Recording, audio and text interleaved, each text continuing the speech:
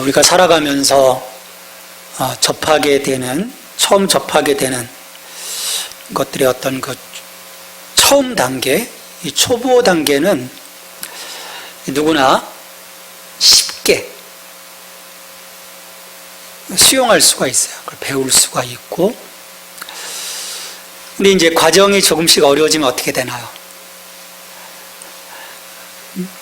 조금씩 이제 탈락이 돼요. 그래서 마지막 그걸 마스터하는 자리까지 가는 사람들의 수는 이제 소수인 거죠. 이게 우리 일상 속에서 계속 반복이 되고 있어요. 왜 이런 일들이 반복이 될까? 왜 사람들은 왜 그럴까? 성향들이. 이건 일상에서의 그 모습뿐만 아니라 우리 신앙의 영역에서도 동일한 일들이 일어난다라고 봐요. 자, 예수님께서 처음 공생애를 시작하면서 이제 하나님 나라를 선포하시잖아요. 회개하라. 하나님의 나라가 가까이 왔다. 그러면서 여러 가지 기적들을 베푸셨어요. 바람도 잠재우시고, 병자도 고치시고, 귀신도 쫓아내시고, 오병이어의 기적도 베푸시고, 그리고 각종 율법에 대한 어떤 그 새로운 시각들을 말씀해 주실 때만은 하더라도, 이야, 우리가 듣던 이 서기관들의 이 말씀의 권세와는 다르네?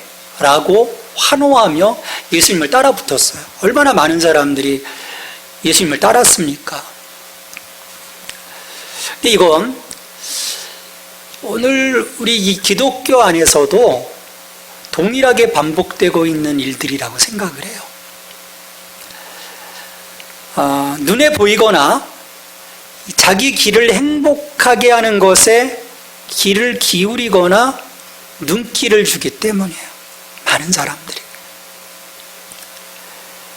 근데 여기에서의 문제는 앞으로 더 나갈 수 없다는 거예요. 감정적이고 감각적이고 물질적인 기준에서 이 사람들이 신앙을 하고 있어서입니다.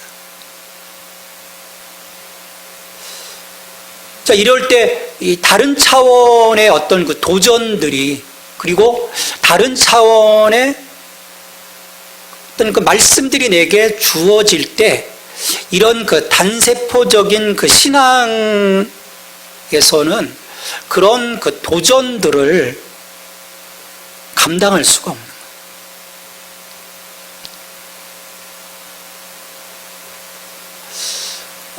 그러니까 우리의 어떤 그 신앙이 굉장히 단순화되어져 있는, 그리고 본래 주신 것과는 다른 자기 수준에서 계속해서 이것들을 보는 거죠.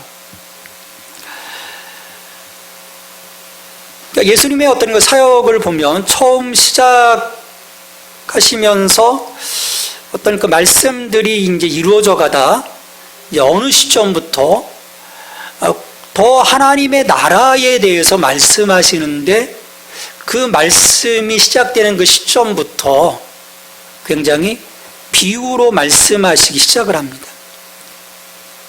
이렇게 직설적인 말씀이 아닌 어떻게 보면 수수께끼 같은 그런 이야기들을 해가실 때 사람들의 반응이 그 전과는 달라질 수밖에 없는 거예요. 쉽게 느끼고 그렇군요 했던 그 사람들이 갸우뚱해지기 시작하는 거예요. 갸우뚱해진다는 것은 흥미를 잃어버릴 수 있게 되는 거죠. 자기 수준으로서는 그것을 걸러낼 수 없는 그런 상황인 거예요. 더군다나 그 모함으로 인해서 뭐가 뭔지 깨달을 수 없는 그런 상황들이 반복이 되는 거죠. 자, 이런 변화가 있었어요. 그러면 이런 그 상황에서 우리는 어떤 선택을 해야 할까요? 너무 어려워. 좀 쉬운 거. 저건 잘 모르겠어. 그냥 이렇게 비껴가시겠습니까? 아니면 이게 내게 뭐죠? 라고 더 깊이 그것들을 알아가는 그 과정에 대한 나의 어떤 그 헌신, 노력을 우리가 기해야 할까요?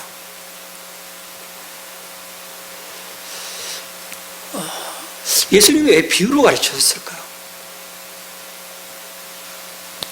모든 대중이 쉽게 접할 수 있도록 그냥 직설적으로 말씀하시면 되는데 제자들이 궁금한 거예요. 왜냐하면 자기들 수준에서 볼 때 실은 자기들도 어려워요. 그러니 대중은 어떻겠습니까? 무리들이 볼 때는 저 이해하기 어려운데 왜 예수님이 저렇게 자꾸 비유로 말씀하실까? 궁금증이 오는 거죠. 그래서 예수님께 묻습니다. 그래서 오늘 본문에서 질문을 던지는 거죠. 어찌하여 그들에게 비유로 말씀하십니까, 예수님? 이 예수님께서 대답을 하십니다. 11절 말씀, 대답하여 이르시되 천국의 비밀을 아는 것이 너희에게는 허락되었으나 그들에게는 아니 되었나니. 아니, 천국의 비밀을 아는 것이 제자들에게는 허락되었는데 왜 무리들에게는 허락되지 않았을까? 예수님의 말씀은 어떤 의미일까? 완전히 정말 다 차단된 걸까? 예수님이 일부러 차단하시고 너희들은 들어오지 마. 내가 사랑하는 얘네들만 끼고 있을 거야. 그런 의도실까요? 우리가 성경을 읽을 때 그래서 참 잘 읽어야 될 부분들이 많은 거예요. 자, 처음부터 예수님의 메시지는 하나님의 나라가 도래했음을 선언했습니다. 자, 그런데 보입니까? 안 보이는 거예요. 말씀을 듣는 이들에게는 투명하지 않은 거예요. 회개하라, 하나님 나라가 가까이 왔는데 정말 가까이 왔나요? 투명하지 않은 거예요. 예수님의 말씀을 통해서 하나님의 나라가 현재에 임했지만 하나님의 통치하심이 우리에게 다가오셨지만 그것이 역사 속에서 완전히 드러난 능력으로 임하지 않은 거죠.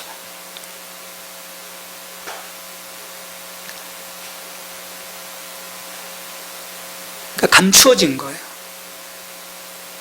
하나님 나라에 대한 선포도 실은 감추어진 겁니다. 그러니까 사람들은 어떤 나라가 임했다라고 하는 것은 현재의 질서를 갈아엎고 그 새로운 질서가 자기의 눈에, 자기의 삶에 영향을 미칠 때, 나라가 바뀌었구나 라고 경험하게 되는 거죠. 근데 예수님은 선포했는데 지금 여전하거든요. 상황은 바뀐 게 없는 거예요. 그리고 더군다나 사람들이 예상했던 것과는 다른 형태로 이것에 하나님의 나라가 임한 거죠.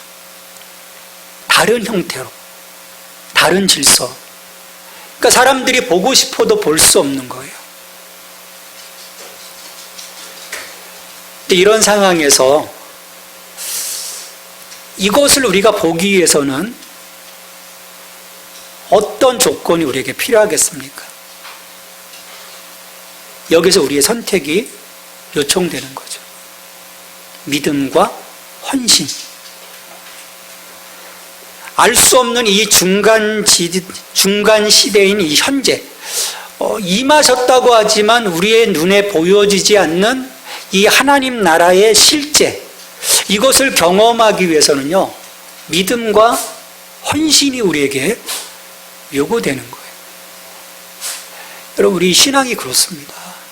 믿음은 바라는 것들의 실상이요 보이지 않는 것들의 증거라고 히브리서 기자가 선포한 이유도 거기에 있는 거예요. 많은 사람들은 당장 내 삶 속에 물질적이고 감각적인 그런 보여지는 것들이 이루어져는 그 자리, 거기에서 그들은 어떤 믿음과 감사에 대한 표현을 하지, 보여지지 않는 것들에 대한, 아직 내게 와닿지 않은, 그러나 하나님의 약속하심에 대한 그 신뢰를 우리는 쉽게 드러내지 못하는 거예요. 그래서 예수님이 말씀하신 11절의 말씀도 이렇게 오직 믿음과 헌신의 사람들만 현재 이 땅에 나타난 하나님 나라의 비밀들을 아는 것을 허락받은 것이라고 말씀하시는 거예요. 지금 제자들이 그런 부류임을 예수님은 얘기하시는 거죠. 근데 무리는 아직 아닌 거예요. 무리는. 왜냐하면 이 예수님을 따랐던 무리 중 많은 이들은 이 정치적이고 군사적인 힘이 있는 명백한 모습을 하나님의 나라의 도래에서 기대하고 있는 거예요. 그래서 지금 로마로부터 억압받고 있는 이 삶이 회복되는 것, 그래야 하나님의 나라가 임하는 거예요. 그러니까 예수님에 대한 그들의 관심은요, 천국의 도래를 선포하시면서 이루어질 현재적인 어떤 하나님의 은혜, 하나님의 복, 거기에 맞춰져 있는 거죠. 그러니까 본래 하나님 나라가 이 땅에 임하심으로써 드러내고자 하시는 예수님의 목적, 그것과는 별개의 것이라는 거예요. 자신들의 기대. 우리의 신앙이 왜곡되는 지점이 바로 그것입니다. 하늘의 기대가 아닌 나의 기대로 이 자리에 내가 서는 그 순간에 하나님이 내게 보여주시고자 하시는 그 그림, 그걸 우리는 못 보는 거예요. 그래서 자꾸 엉뚱한 것을 기대하는 거죠. 현재적인 하나님의 그 축복, 실제적으로 느낄 수 있는 것, 거기에 기초하는 거예요. 물론 인간이 기본적으로 복에 대한 갈망이 있습니다. 여러분, 복 받고 싶잖아요. 저도 복 받고 싶어요. 하나님 그냥 왕창 복을 주셨으면 좋겠어요. 근데 그 복이 기준이 뭘까라는 거죠. 복을 소망하는 것이 나쁜 것은 아닌 거예요. 하지만 이런 기복신앙은 예수님께서 선포하신 참된 그 메시지, 참된 그 질서를 우리가 간과하게 만드는 거예요. 호도할 수 있다는 거죠. 무엇보다도 이 물질적이고 물리적인 이 복에 대한 소망, 이것이 우리의 그 영적인 상태를 제대로 인식하지 못하도록 하는 거예요.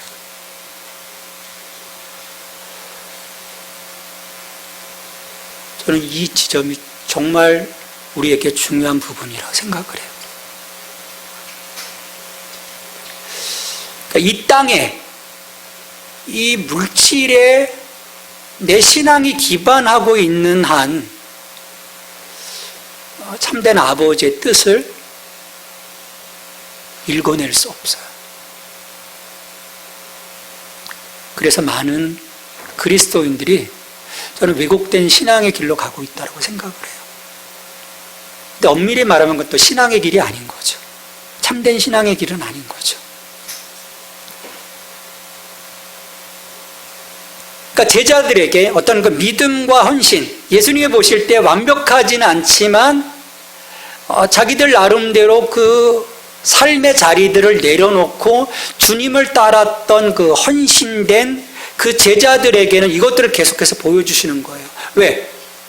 제자들은 그런 그 어떤 그 물질적 기반이라기보다는 그 예수님에 대한 그 마음들이 있었기 때문에 계속해서 이들은 그것을 찾아가고 있는 거거든요. 물론 그 마음 속에 여전히 현재적인 하나님의 그 복에 대한 기대도 있지만, 그러나 예수님을 통해서 계속해서 그런 그 도전 앞에 그들은 설 수 있었던 거죠. 근데 반면에 무리들은 계속해서 왜곡된 시선과 왜곡된 그 마음으로 계속해서 예수님을 바라보게 되니까 예수님의 어떤 그 말씀하신 처음에 직접적으로 그들이 직관할 수 있었던 것들에 대해서는 환호했었지만 이제 서서히 그것들을 감추어 가시는 다시금 새롭게 도전하시는 주님 앞에서는 왜곡된 시선 그리고 거기에 대한 어떤 영적인 무반응 그러면서 점점 예수님의 반대편으로 가고 있는 그들 이것으로 인해서 저들은 더 얻는 것이 아니라 잃어버리게 된다라고 말씀하시는 거예요. 그래서 12절에서 그렇게 말씀하시죠. 무릇 있는 자는 받아 넉넉하게 되되 없는 자는 그 있는 것도 빼앗기리라. 불공평하게 보이죠. 아니 이게 부익부 빈익빈인데 여러분 이게 삶이에요. 우리의 육체로 쳤을 때 이 근육을 사용하지 않으면 어떻게 되겠습니까? 근육이 빠져요. 근육은 계속해서 사용할수록 근육의 크기와 힘은 증가하는 것이죠. 물론 제대로 운동했을 때 그렇겠지만 영적 차원에서도 같습니다. 계속해서 내가 반응하고 거기에 대한 어떤 그 행함들이 이어졌을 때 더 우리가 강해질 수 있는 거거든요. 그런 점에서 예수님의 비유를 말씀하신 이유는 그런 거예요. 비유는 이중적인 기능으로 작동하고 있는 거예요. 이 말씀을 통해서 볼 때. 그러니까 예수님의 그 말씀하심에 대해서 긍정적으로 반응하는 사람들에게는 이 비유를 통해서 더 많은 통찰력과 영적인 지식들이 공급되어지는 거예요. 그래서 보면은 예수님이 무리들에게는 비유로 말씀하시고 조금 뒤에 가서는 제자들에게 뭡니까? 그 비유를 풀어서 말씀해 주심으로 예수님이 말씀하시는 것이 그런 거였군요 라고 하면서 그들의 영적인 지식이 확장이 돼요. 그건 그만큼 하나님 나라를 바라볼 수 있는 눈이 열리게 된다는 거죠. 근데 반면에 그렇지 못한 그 무리들 뭐지? 왜 점점 더 어려워지지? 모르겠어. 저 예수가 뭘 말하려고 하는 거야? 계속해서 물음표를 갖고 가는 이 사람들은 어떻게 되겠어요? 그 비유를 통해서 더 오리무중으로 들어가는 거죠. 믿음과 헌신은 더 많은 지식 속으로, 불신은 큰 무지로 나아가게 됨을 예수님이 말씀하시는 겁니다. 그러니까 수수께끼처럼 보이는데 깨달을 수가 없는 거예요. 그래서 13절에서 그렇게 말씀하시죠. 내가 그들에게 비유로 말하는 것은 그들이 보아도 보지 못하며 들어도 듣지 못하며 깨닫지 못함이니라. 여기서 예수님의 의도를 우리는 볼 수 있어요. 하나님의 어떤 그 주권적인 모습이기도 한 거죠. 우리가 보지 못하고 듣지 못하고 깨닫지 못하게 하려는 목적을 갖고 어떤 비유에 대한 부분을 말씀하신 것을 보여주시는 거예요. 이거는 출애굽기 때 어떤 모습과 같습니까? 바로의 마음을 강팍해 하시는 하나님의 어떤 그 주권을 이야기해요. 자, 그러면 그런 하나님의 주권 앞에 바로는 아무런 책임이 없는 걸까요? 기계적으로 그가 작동해서 더 이상 그가 의지적으로 뭔가를 할 수 없었던 걸까요? 그럼 우리는 하나님의 주권과 인간의 책임을 잘못 읽어내는 거예요.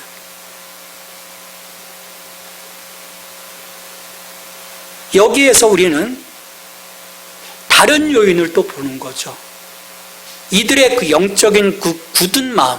그래서 비유를 접했을 때, 그것에 대해서 들었을 때 거기에 대해서 제대로 보지도 깨닫지도 못하는 그들의 영적인 그 상태, 이 두 가지가 있는 거예요. 비유를 통해서 그들이 보지도 못하고 듣지도 못하고 깨닫지 못하도록 하시는 그 하나님의 주권, 그리고 그 앞에 선 이 무리들의 무반응, 이게 지금 충돌하고 있는 거죠. 성경이 항상 이렇게 두 가지를 얘기해요.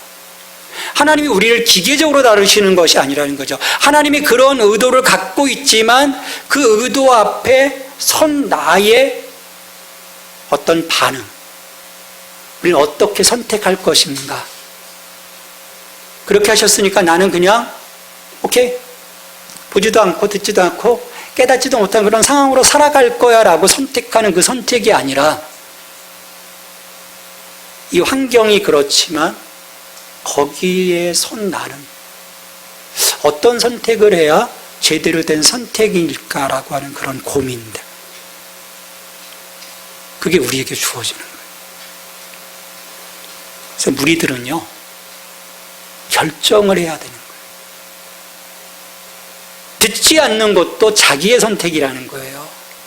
하나님 우리에게 의지적인 마음을 주셨거든요. 분명히 선택할 수 있는 마음을 주셨거든요. 만약 그 선택의 마음을 주시지 않으셨다면 선악을 알게 하는 나무를 너희는 따먹지 마. 그러면 인간들은 결코 따먹지 않았을 거예요.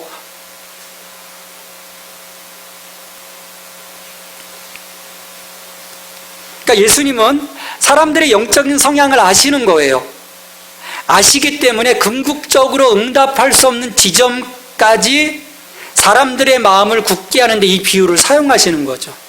자, 난 너희들의 마음을 알아.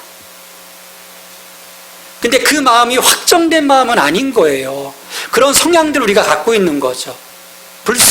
어떤 그 불신과 불순종에 대한 그 마음, 그 무지한 마음들을 갖고 있는 거예요. 그런 그 마음들을 향해서 주님은 비유를 선포하신 거죠. 근데 또 반면에 예수님은 복음의 메시지에 응답하는 사람들을 아시기 때문에 이 비유의 말씀을 선포하시는 거예요. 이들은 반응하는 거죠.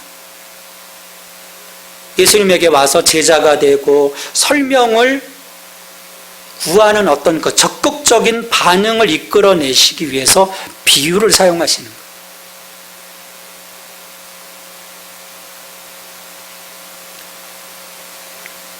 사람들이 이러한 어떤 그림들을 잘못 이해하면 예정과 선택도, 그래서 하나님이 이미 다 정해놓으셨는데 얘는 멸망, 얘는 구원, 그렇게 생각하는 거죠. 아니라는 거예요. 우리에게는 분명한 의지적인 마음을 주셨기 때문에 그런 상황 속에서도 그런 한계를 꿰뚫고 다시금 이겨 넘을 수 있는 그런 어떤 선택에 대한 기대를 하나님은 하시는 거예요. 그래서 이 비유를 던지시는 거죠. 우리 지난번 그 마음의 밭이, 상황이 네 가지 밭이 있는데 그 네 가지가 드러나는 지점이 어느 지점이라고 얘기를 했습니까? 제가 말씀이 그 땅에 떨어지는 그 순간에 그 밭이 드러나는 거거든요. 어떤 선택을 하느냐, 그 선택이 고정되어 있다는 것이 아닌 거예요. 나의 선택이라는 거죠. 그래서 이런 예수님의 의도에서 하나님의 거룩한 주권 앞에 개인적인 인간의 책임이 어떠해야 하는지를 우리는 볼 수 있어야 합니다. 이걸 보지 못하면 우리는 무책임한 크리스찬이 되는 거예요. 하나님 다 그렇게 하셨는데 내가 할 수 있는 선택의 여지는 없어? 결코 그것이 아니라는 거죠. 근데 사람들은요, 이런 상황들을 쉽게 파악하지 못해요. 그래서 무지의 늪으로 더 깊이 빠져드는 것이죠. 이건 예수님의 그 당시 상황뿐만이 아니었던 거죠. 계속 반복되는, 그리고 오늘도 마찬가지고. 그래서 여기에서도 보면 주전 8세기 이사야도 이런 그 무지한 군중을 향해서 같은 말로 외쳤던 것이고 그것이 오늘 또다시금 이 땅에서 이루어지고 있다라고 예수님이 말씀을 합니다. 왜? 그들이 영적으로 죽었기 때문에 그 메시지를 거부했다라는 거예요. 그래서 14절에 보면 이사야의 예언이 그들에게 이루어졌으니 일렀을 때 너희가 듣기는 들어도 깨닫지 못할 것이요 보기는 보아도 알지 못하리라. 15절 우리 15절 말씀 같이 읽습니다. 이 백성들의 마음이 완악하여져서 그 귀는 듣기에 둔하고 눈은 감았으니 이는 눈으로 보고 귀로 듣고 마음으로 깨달아 돌이켜 내게 고침을 받을까 두려움이라 하였느니라. 귀로 듣고 마음으로 깨달아 돌이켜 내게 고침을 받을까 두려워함이라. 이게 무슨 말입니까? 저는 요 부분을 보면요, 이 무지와 아집에 사로잡힌 이들의 전형적인 모습이 아닐까 생각을 해요. 이들은 그 하나님으로 인해서 이루어지는 변화에 대한 두려움을 갖고 있는 것이죠. 여러분, 모든 이들이 변화를 꿈꾸고 있지 않아요. 힘든 거 아는데, 내 상황이 잘못된 것 아는데, 그래도 그러한 어떤 도전에 각각 자기만의 어떤 논리를 가지고 이것을 무시해버리는 거예요. 우리 전세대 예배 때도 말씀드렸지만 이 톨스토이에 있는 자들의 이 한가로운 대화, 변화에 대한 도전을 선포를 해요. 세 남자가, 하나는 청년과 하나는 중년과 하나는 노년의 사람이 선포를 하거든요. 나 이렇게 살지 않을 거야. 난 가정 때문에 내 삶이 이렇게 헌신되지 못한 이 삶을 난 이젠 더 이상 살아가지 않을 거야. 노인은 나 이제 너무 많은 걸 누리고 살았는데 이제는 좀 다른 삶을 통해서 다른 사람들에게 베푸는 삶을 살 거야. 자기가 갖고 있는 것들을 내려놓는 어떤 선택을 하거든요.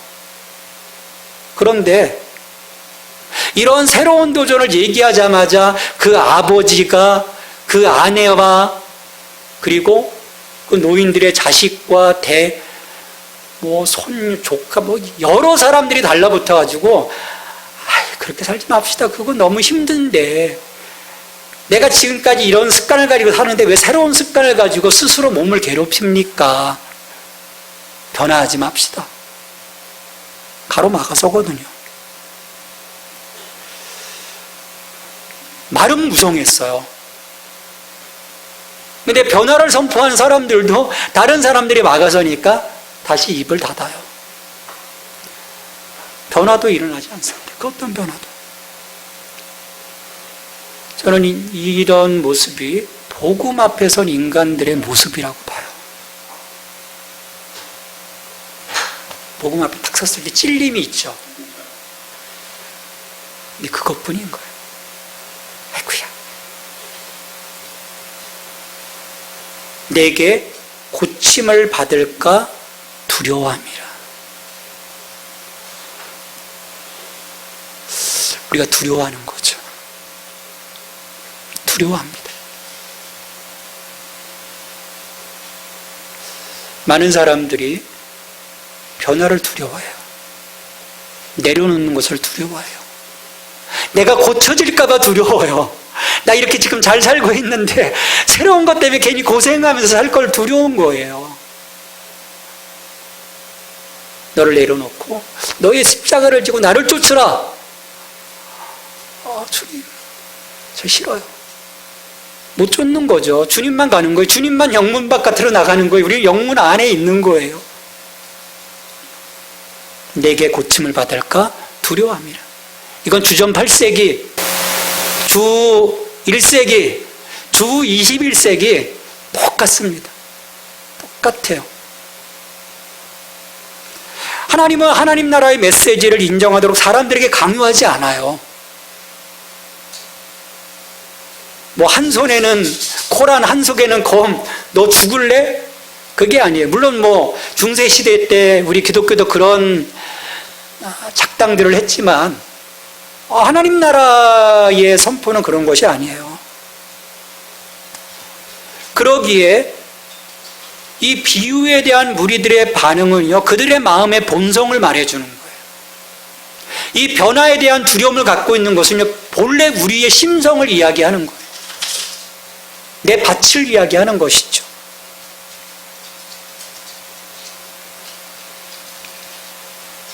반면에 예수님의 하나님 나라 비유를 들을 수 있는 이들은 복되다라고 선포하십니다. 우리 16절 말씀 같이 읽습니다. 그러나 너희 눈은 봄으로 너희 귀는 들음으로 복이 있도다. 복이 있다라는 거예요. 우리가 들을 수 없었던 것들. 예수님 이전에 수많은 믿음의 사람들, 그 11장에서 믿음을 선포하잖아요. 믿음의 사람들. 근데 그들은 다 뭔가 아련한 거였어요. 그런데 예수님을 통해서 우리에게는 이제 하나님의 나라가 분명해진 거거든요. 그걸 볼 수 있다는 것이 은혜라는 거예요. 그래서 분명하게 보여진 이것 앞에서 우리에게 하나님이 복을 주셨는데 그 복을 너희들은 어떻게 할 것이냐? 반응할 것이냐? 아니면 반응하지 않을 것이냐?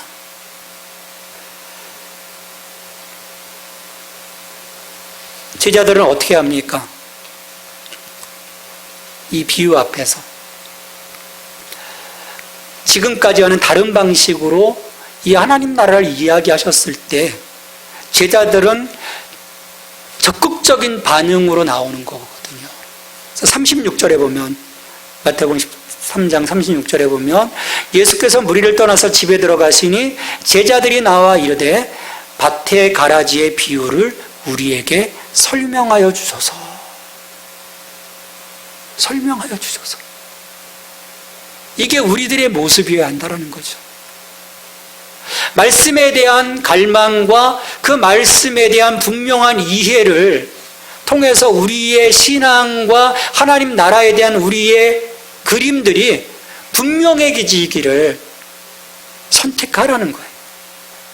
오늘 내게 뭘 요구하시는 거지? 어떤 변화를 요구하시는 건지, 하나님의 나라는 이 땅 가운데 어떤 것들을 이루어가고 오늘 내 삶 속에서 내가 하나님의 백성으로 살아간다는 것은 무엇인지, 네 생각으로 그것들을 그냥 생각하고 너의 그림을 그리는 것이 아니라 이곳을 향한 너를 선택한 나의 뜻이 어떤 것인지 거기에 대해서 너희가 분명하게 알아야 너희가 그 길을 갈 것 아니냐.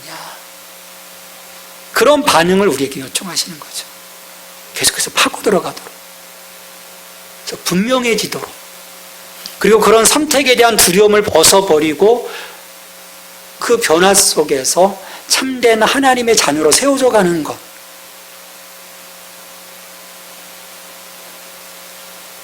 제자들은 물론 다 이해하진 못했죠. 그러나 누가 도와주십니까? 그런 갈망이 있을 때. 그들이 10여일간, 예수님 승천 이후에 10여일간 기도했을 때 성령이 임해 주셔서 그들 속에 내재되어져 있었던 것들을 분명하게 그려주시잖아요. 그러니까 그들의 삶이 달라지죠. 우리가 반응하지 않고서는 결국 무리일 수밖에 없는 거예요. 무리는 예수님을 죽인 자들입니다. 예수님 반대편에 선 자들인 거죠.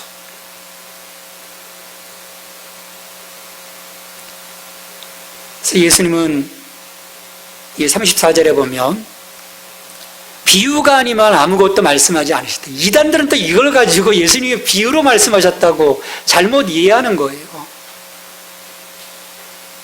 하나님의 나라에 대한 부분을 말씀하시는 거죠. 그리고 이것은 선지자를 통하여 말씀하신 바 내가 입을 열어 비유로 말하고 창세부터 감추한 것들을 드러내리라 함을 이루려 하심이라.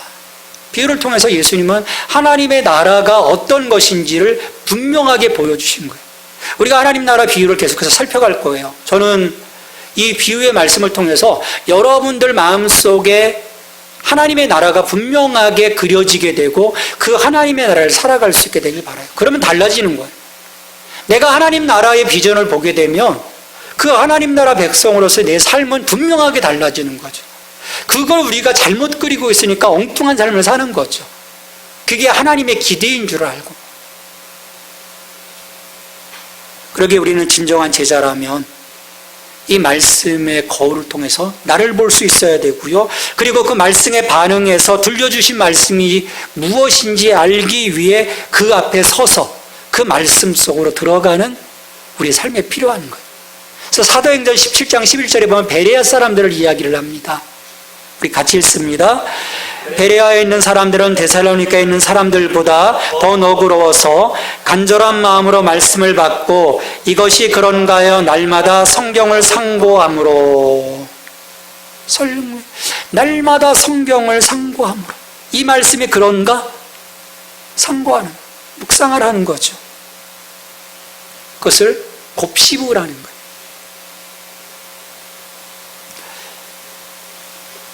비유에서 천국의 비밀에 대한 이 예수님의 계시는 구원과 구속에 대한 하나님의 계획을 밝혀주시는 거예요. 이걸 통해서 우리가 불신으로 무리들처럼 나갈 것인지 아니면 믿음과 헌신으로 이것들을 바라보면서 그걸 선택하고 하나님 나라를 살아갈 것인지. 그래서 우리는 이 말씀 앞에서요, 예수님이 가져오신 이 천국과 관련하여 내가 어디에 서 있는지를 보게 돼요. 난 지금 어디에 서 있지? 결국 이 비유의 말씀을 통해서요, 나는 예수님과 함께 무엇을 할 것인가? 라는 질문 앞에 직면하는 거죠. 난 무엇을 하지? 난 무엇을 더 알아야 되지? 나의 삶이 삶에서 어떻게 이루어져야 되지? 그럼 나는 변화를 선택해야 되네. 이 변화를 선택하기 위해서 나는 어떻게 할 것인지. 변화를 두려워할 건가? 이걸 기뻐할 건가? 여기에서 나는 어떻게 응답할 것인가? 그 응답에 따라 참된 제자가 될 수 있고요. 아니면 무리가 될 수 있는 거예요. 나는 제자가 될 건가? 그냥 무지한 무리가 될 것인가? 이 선택 앞에 성령님의 도움을 통해서 온전한 선택, 그래서 하나님의 기뻐하시는 여러분의 삶이 되기를 축원합니다. 기도하겠습니다. 하나님 감사합니다. 우리가 말씀을 주시고 그 말씀의 풍성함 속에서 하나님 나라를 볼 수 있도록 하시는 하나님의 은혜에 감사를 드립니다. 주님, 우리에게 이렇게 들려주셨을 때 말씀으로 그 하나님의 나라에 대한 그 모습을 보여주셨을 때 우리는 이것을 더욱더 알기 위해 예수님 앞으로 나아가 더욱더 우리의 신앙이 깊어지게 하시고 우리의 영적인 지식이 확장될 수 있도록 주님 도와주시옵소서. 그 어떤 변화 앞에서도 두려워하지 아니하게 하시고 이 길을 선택해서 그 믿음과 헌신의 길에 서서 우리 주님과 함께 동행해 나갈 때 우리의 믿음이 더욱더 건강해지게 하시고 우리의 삶이 진정 하나님 나라를 살아가는 참된 그리스도인으로서의 삶으로서의 회복이 이루어지게 하시고 거기에 성령의 열매가 있게 하시고 이 땅 가운데 참 하나님의 자녀로서 빛과 소금으로서 살아가는 저희들이 될 수 있도록 무리가 아닌 참된 제자로서의 삶을 살아가는 저희 모두가 될 수 있도록 주님 축복하여 주시옵소서. 예수님의 이름으로 기도합니다. 아멘.